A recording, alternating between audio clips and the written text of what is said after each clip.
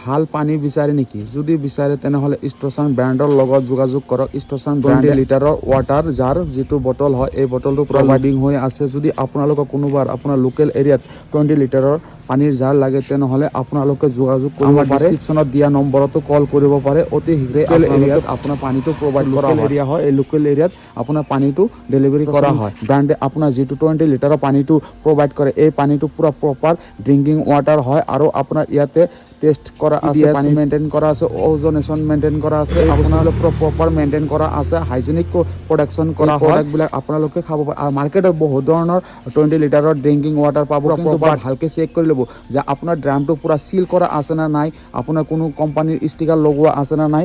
এনেকুৱা নাথাকিলে আপোনালোকে সেই পানীটো খালে আপোনাৰ কোনো ধৰণৰ প্ৰব্লেম কিবা কমপ্লেইন আহিলে তেতিয়া আপোনালোকে সেই কমপ্লেইনটো কোনটো কোম্পানীক জনাব। ব্ৰেণ্ডেড কোম্পানী হয়, পানীবিলাক ইউজ কৰিব, তেতিয়াহে আপোনালোকৰ শৰীৰৰ কাৰণে ভাল।